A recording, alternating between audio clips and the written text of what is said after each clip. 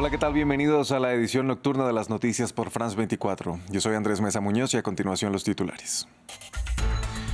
Rusia reivindicó tener supuestamente el control de Pokrovsk en la región de Donetsk, una posición estratégica que permitiría el avance de las tropas de Moscú hacia el oeste, todo mientras en el norte también dice controlar la localidad de Vovchansk en Kharkiv. Se conoce más detalles sobre la llamada entre Donald Trump y Nicolás Maduro. Fuentes citadas por la agencia Reuters dicen que el republicano le había dado a Maduro hasta el pasado viernes para salir del país y que tras no cumplirse dicha demanda instó a las aerolíneas a reconsiderar o a considerar como cerrado el espacio aéreo de Venezuela. Expectativa en Honduras por los resultados de las elecciones. Más de 24 horas después del cierre de urnas continúa el conteo y la ventaja entre los dos principales candidatos sigue acortándose. Nasri Tito Asfura encabeza el sufragio por solo 500 votos por encima de Salvador Nasrallah.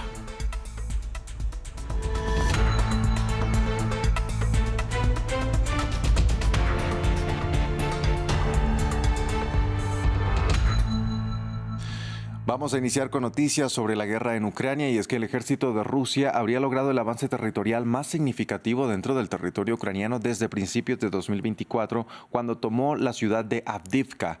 Según el Kremlin, las tropas de Moscú habrían logrado tener el control total de la ciudad de Pokrovsk y la localidad de Vovchansk en Kharkiv.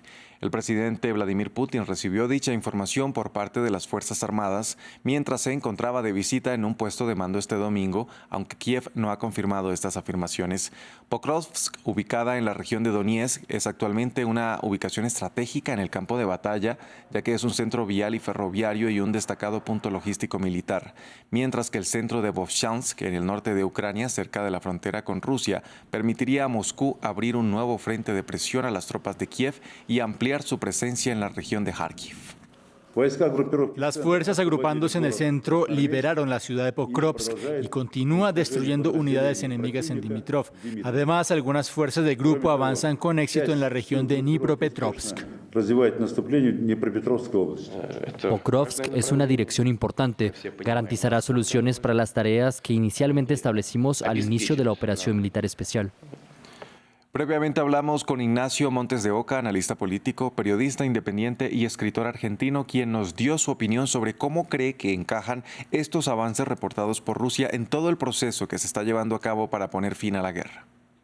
Lo que necesita Rusia en este momento es instalar la idea de que es imparable e invencible. Estos anuncios se inscriben en ese contexto, pero la realidad es que no es imparable ni invencible. Repito, la pérdida de 3-1 implica que por más que haga avances muy pequeños, los costos son demasiado altos. Solamente para dar un ejemplo, en el Donetsk, en el lugar de Donetsk, en donde está Pokrovsk, las bajas rusas suman 250.000. La cantidad de bajas supera aproximadamente en 7 veces las pérdidas rusas en Afganistán.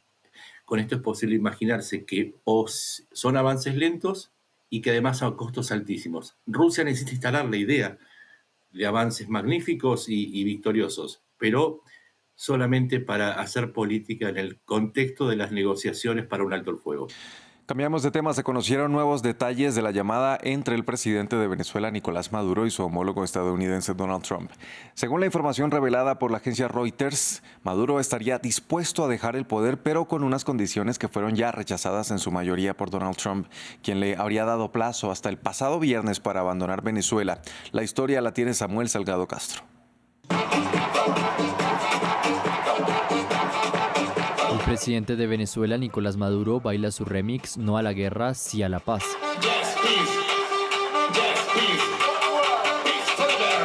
Pero se estaría quedando sin opciones, según 4 fuentes citadas por la agencia de noticias Reuters e informadas sobre la llamada que sostuvo con Donald Trump el pasado 21 de noviembre. El cierre casi completo del espacio aéreo venezolano, sugerido por Trump el 29 de noviembre, sería la principal consecuencia del incumplimiento de Maduro al ultimátum que el republicano le habría hecho durante la llamada. Según las fuentes, durante la conversación telefónica de menos de 15 minutos, Trump le dijo a Maduro que tenía una semana para salir de Venezuela hacia el destino que eligiera junto con sus familiares, una semana que expiró el pasado viernes.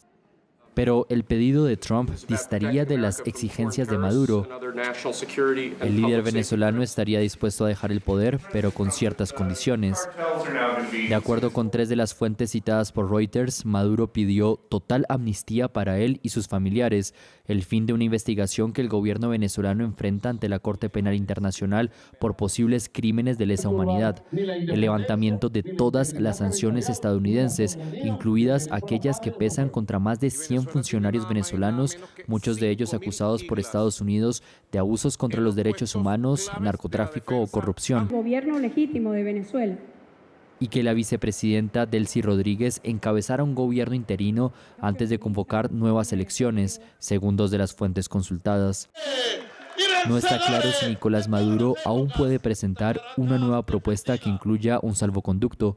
Trump mantuvo conversaciones el lunes con sus principales asesores para discutir los siguientes pasos de la campaña de presión sobre Venezuela.